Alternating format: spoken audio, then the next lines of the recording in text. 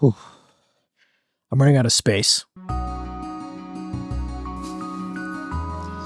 Okay, so I'm building my last Detolf today. Back in July, I actually bought 4 Detolfs off of Facebook Marketplace, and over the past 2 weeks, I've been finally putting them together, and I'm building my last one today. I'm running out of space. It's a luxury that I've taken for granted over the past 11 years I've been in this room. But we're also going to be answering your guys' questions that I asked over on Twitter. If you want to follow me there, you can. So let's get started. What anime are you currently keeping up with, and what is your opinion on getting pre-owned figures? So I'm actually not keeping up with any anime right now because I've been too busy. The only thing I've been keeping up with this winter season is Solo Leveling Season 2. There's definitely a lot more shows than that on my watch list for this winter season, but right now that's all I've been watching.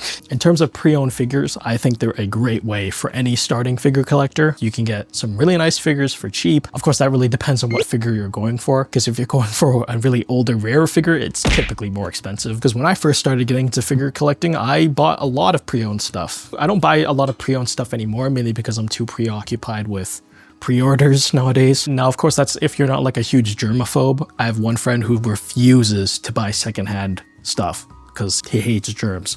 Every time he leaves his house and he comes back, he will not step into his room until he's taken a shower. And you might think that doesn't sound too bad, but let's say he has to go grab the mail outside, right? He'll go outside, grab the mail, come back in, take a shower, then go back into his room. Do you see yourself ever selling parts of your collection in the future that you may grow out of, or will that not happen, and why? I'm one of the very few figure collectors that probably hasn't sold or downscaled their collection at all, and the main reason for that is due to my philosophy when it comes to figure collecting. I make it a point to only buy figures of characters from series that I either play or I have watched and I really, really love. I see a lot of figure collectors, people in my comment section as well, and they'll be like, I know nothing about this character or franchise, but I bought this figure. And you know, that's great if you have the disposable income for that. But figures aren't cheap. So for me, I want to make my money well spent. So I typically only aim for figures from franchises I really, really care about. I know how easy it is to get enamored by a figure, whether you see it online in pictures or you watch it in a really cool YouTube video, and then that just really sparks your greed for wanting to order the figure. But I've seen that happen too many times to people, and then later they'll have an epiphany and they'll realize that they should have curated their collection more with things that they actually gave a shit about. And then they'll have to go through the whole process of trying to sell the figure, and it just becomes a big hassle. So save yourself the time and effort and just focus on things that you are actually invested in. Just my 2 cents. How the hell do you get such a good shot of your desk/figures and yourself in your videos? All right, so I get a lot of questions when it comes to like how good my videos look. And the biggest thing for making your videos look good is your lighting. Lighting is the end all be all for your videos, because I can give you like an 8K cinema red camera, but if you don't have a good understanding of lighting techniques, shape it and use it to make your image look good, then your video is going to look crap regardless of what camera you use. A lot of people get really hung up in terms of like the camera gear, and the camera does matter to an extent. Like if you want a 4K crispy image, but you get a camera that can only shoot 1080p, then of course it's gonna matter. But most cameras nowadays in the modern era all record 4K, so it really doesn't matter what camera you get, guys. If you want a recommendation from me, if you want to go the Sony route, I'd recommend starting off with the Sony ZV-E10. It is a fantastic camera. I've been thinking about one myself, but I just haven't had the money to. You can go for the Mark II if you actually have the budget. That's like double the price though. But the Mark II, in my opinion, isn't that much of a substantial difference over the Mark I, so just get the Mark I. And then pick up some decent lighting. I'd recommend like some cheap Amazon softboxes. They don't break the bank and they work pretty well. Pick up a decent lens if you want to get something extra aside from like a kit lens. I'd recommend getting like a 50mm, but that is a tight focal length. So if you're in an enclosed space that is quite small, you might want to go a little bit wider, maybe 16mm, somewhere around that range. Should Aoko Aozaki be added to Fortnite? No. I already didn't want Miku added to Fortnite, but here we are. Yes, you can call me a hater, I don't care. How often do you clean/dust off your figures? I used to recommend at least once a week, but that was before my collection grew over like 25 figures. Now I usually only do it about once a month. I try my best. Any tips for people who are actively running out of space? I kind of rocket boosted myself into this hobby and I'm already out of space. Well, you're talking to a person who is running out of space themselves, and I would love some advice. If you're a person who doesn't care about your figure boxes, I recommend throwing them away. It's a little bit blasphemous coming from me because I keep all of mine, but if you don't give a crap, throw out your boxes. If you're talking about space to display your figures and you don't have any of that, I'd recommend getting some shelves or display cabinets. Hopefully you have room for that, and then you have some space to display your figures. And if not that, then I don't know, move. In this economy, yeah, that's a good one. How do you not run out of money? This is a funny question. But no, I'm not super rich. I'm just in a very privileged position where I still live with family and I don't have to pay as many bills as most people. That's literally all it is. Plus, I feel like people watch the room tours and then just assume that I got all of that stuff all at once. Like, come on guys, you give a person who doesn't have to pay as much bills and give them 10 years of time to collect, they'll end up getting a really big, substantial collection. So it's not like I make a crap ton of money. It's just that I'm in a more favorable situation compared to most people. I just work a regular retail job and I also do this YouTube thing on the side. The YouTube channel makes just enough to cover like the shipping costs and maybe figure here or there, but it's nothing absolutely massive. What postal service has been the most kind to you and your goods? When it comes to receiving packages, whether they be in perfect condition or terrible condition, I usually think that just depends on how good of a day your mailman has been having. Canadian figure collector here, what alternative do you have to the IKEA detail? Well, considering how I am building one right now, I don't have any alternatives. Seriously, if you're a Canadian figure collector and you like the all glass display look, like a detail, we legit have no options, man. Like, we're boned. One of my patrons the other day linked a Home Depot glass display cabinet that looked pretty good, but it was quite expensive. I was like, well, if I ever got really desperate, I would love to pick that up. So I looked at the Home Depot Canadian website and we had nothing.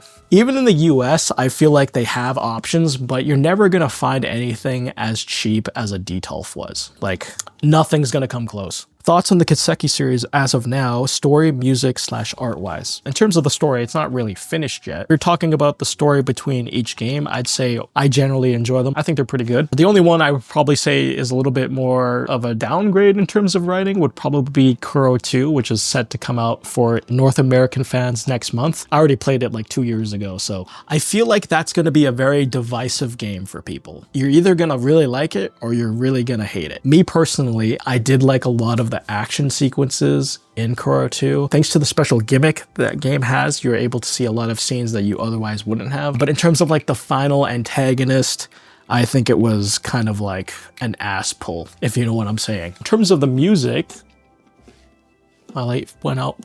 I have noticed a significant decrease in the amount of tracks I like per game, ever since Hajimari pretty much. And it's mainly because one of the main composers from Falcom doesn't actually compose music anymore. There's a rumor that he left the company, but there's other rumors that he's still with the company, but he just doesn't compose music anymore. I don't know what to believe, but it would make sense if the rumor was true because I did notice a significant lack of tracks that I actually like. Takahiro Unisuga was the composer's name, and they composed a lot of the Cold Steel soundtrack that I actually really like and use in my videos. So in terms of the art and animation, it's gotten very good. If you compare Cold Steel 4 animations, so like the combat and the cutscenes, to the recent Kai no Kiseki, night and day difference. Since you play a good amount of gacha games, do you skip the story or not? As a person who is very used to reading hours of text dialogue because of visual novels, playing the story of gacha games does not faze me. I feel like when it comes to most modern day gacha gamers, if there's more than like 5 dialogue text boxes, they'll just hit the skip button. And then afterwards they'll say it was too much of a yap fest and that the story was terrible, even though they never actually read through the entire story. So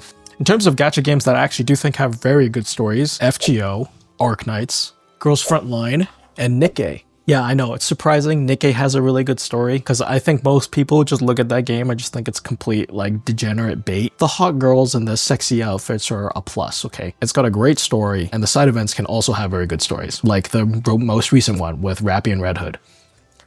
Fantastic. I bought Trails of Cold Steel because it was on sale, and now I don't know if I should start it because there's so many and are apparently linked together. Is Trails of Cold Steel a good starting point? Trails of Cold Steel is a good starting point, and I would know because I started there. But if you want advice from a person who did start at Cold Steel and then regretted it, start from the beginning. The Trails franchise, for anyone not in the know, is a series of RPGs that tell an overarching story that takes place on the same continent. The games span, how many games are there now? Like 14? And there's no massive massive time skips between the games either. It all takes place in the same era. So Trails is very unique in that aspect. There's not that many games that have like that much of like a big storytelling masterpiece that's going on. So generally speaking, the first game of every single country is a good place to start, but in my honest to God opinion, I believe you should start from the beginning because I think you'll just have a more fulfilled experience that way. Obviously, starting from the beginning, chronological order, you'll understand the world better. A lot of character appearances and references will make a lot more sense to you, and your experience will just be much better overall. Take it from me, I regretted not starting at the beginning, and I also gave the same advice to my cousin because he was in the same position as you. He completely ignored my advice, and then when he went to go back and play those games, he regretted not taking my advice. I always find it weird when people always ask if they can start a series in the middle of said series. Like in my head, I don't understand the reasoning for it unless you have like a severe case of FOMO. Also, if you start from the beginning, you'll also be gradually going up with Trails. So quality of life improvements, gameplay improvements, graphics improvements, and plus the previous games are all great. So like you'd be doing yourself a disservice if you didn't play those games. Where did I put the glass shelving for this? Oh no. All right, false alarm. I found him. Do you edit your own videos? Indeed I do. I am definitely not in the financial position to hire an editor. Where are you planning to put all your future figures? In these detolfs that I'm making, if you designed your perfect anime figure, what character would it be and what would they be doing / wearing? I've never really thought about that. Oh, but I do want a Juyeon figure from ZZZ. Apex, please get on that. She's absolutely perfect. If anyone looks like Juyeon, hit me up. What gacha games are you currently playing? My favorite gacha games are Honkai Star Rail, Zenless Zone Zero, and Girls Frontline. Two of the ones that you stated, FGO, Arknights, Nikke, Blue Archive, Azur Lane, Wuthering Waves. I think that's it. Of course, I do play some more than others, and then others I kind of just log in every day. But that's about it. Is there any old figure that you don't have but really want? Oh, which by the way, love your art. Keep up the great work. Feel free to give them a follow. Probably the Sakura Mato and Saber Alter from Stronger. I wouldn't necessarily say those are old figures, but those are ones I don't have that I want. The first Nendoroid ever, which is Neko Arc. Probably Rin's Unlimited Bladeworks figure from GSC. Current top 5 visual novels, not including Type Moon visual novels, Muv-Luv, Magikoi, or Keyworks. The guy basically just told me to name my favorite visual novels without naming my favorite visual novels. Off the top of my head, these aren't like a top 5, just random ones that I think you should play. Grisaya, fantastic VN series. Baldur's Sky, absolutely brilliant visual novel. Also a very good beat 'em up game. The combat system in that game has a lot of depth. The Utawareru Mono series, that franchise is probably in my top 5 VNs of all time. Number 4, Muramasa. Muramasa is amazing. And then number 5, let's throw in Tsubahime. What's your opinion on minimalism? I personally like your videos and figures in general, but I feel like if I start collecting, I only have one, it will become a burden. I personally really dig minimal setups. I think that looks really good, especially if you can just add like a splash of your interests and hobbies into it. I would love to have like a minimal setup. Problem with me is that I collect so much stuff and I feel the need to display everything that it looks a little bit cluttered. Do gacha characters have better designs than mainstream anime characters? I would say for the most part, yes. And that's mainly because they're designed that way. The whole purpose of a gacha game essentially is for you to spend money pulling the characters, right? Let's not beat around the bush. So the characters themselves are inherently designed to be appealing so that you will feel incentivized to pull for the character because you want to have them in the game. So that's why for the most part, I think gacha game characters are designed a lot better than just mainstream anime shows. And this also aligns with like a lot of figure manufacturer picks as well. I get a ton of comments whenever I do upcoming anime figure videos because a lot of people just complain like there's too many gacha game characters, whereas all the actual anime characters are at. But you got to think about it from a manufacturer's perspective here. When it comes to seasonal anime, after the season ends, they kind of just lose relevancy. Unless it's a really popular series or you have really beloved female characters. ReZero, for example. Very popular series, but also has beloved female characters such as Amelia and Ram. Those two characters have a crap ton of figures. Probably have more than some series out there. Whereas when it comes to gacha games, they're always popular, they're always relevant because they're live service. They're always getting updates, new characters, outfits for existing characters. Not to mention that you had people who will wail for the characters in the game. So when you think about it that way, in a figure manufacturer's perspective, they're going to want to make gacha game characters because, well, if they're already selling well in the game, then obviously those fans are going to be more likely to spend money on an actual figure of the character. And that's not including people who don't want to spend money on the gacha, but they'll be totally fine with spending money on a figure of their favorite character. So it totally makes sense why figure manufacturers typically go towards gacha games because, well, the designs are already good. So it's very easy to make a figure out of. Arknights is a good example. They have fantastic figures, and I think that's partly mainly due to the designs of the characters being so good. Like, look at the comment section of some of my videos. People will be buying gacha game figures, but they don't even play the games themselves. What is your favorite anime slash game slash scale of the year? Favorite anime of last year was definitely Camp Season 3, not even a question. Favorite game would have to go to either Kai no Kiseki or Final Fantasy VII Rebirth, and favorite scale would probably have to be New Jersey. Do you ever feel like you'll lose interest in collecting one day? I think I'll always still have a love for collecting. If this YouTube thing doesn't like pan out, then I could definitely see myself slowing down in the future.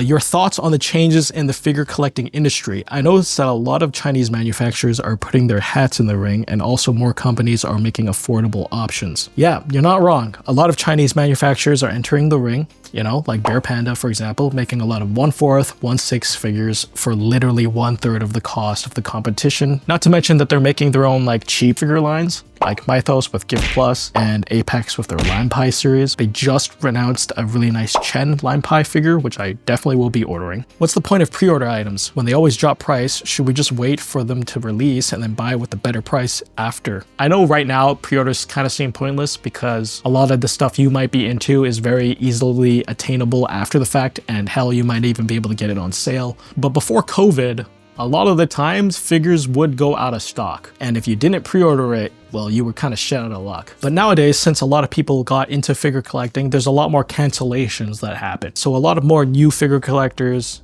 equals a lot of more cancellations, because typically, you know, they're new, maybe they change their minds, or they'll see the shipping price and then ask for a cancellation after the fact. Legitimately, the reason why they have pre-orders is so that they can make a specified amount so that stores don't end up with leftover stock. But nowadays, stores do end up being leftover stock. It really depends on the series, of course. Like, for example, the Steins Gate Makise Kurisu figure, Gate of Steiner, when that first came out, it was sold out everywhere. Of course, that's before the re-release, but you get what I'm saying, right? Whereas when it comes to Azur Lane figures, typically every single one that I've bought has always been in stock afterward. You can get them easily, and they usually go on sale as well. My advice always is never pre-order unless it's like a figure you can't live without. Like, if you're fine with the figure being in stock and even going on sale for a cheaper price after, then still pre-order it. But if you're not fine with that and you want to save the bucks, don't pre-order. You shouldn't even be pre-ordering in the first place because you don't know how well the figure is going to turn out. So you should always be waiting for release, because then you can see user pictures and then decide if you want to buy it or not. All right, let the dumb people take a risk first.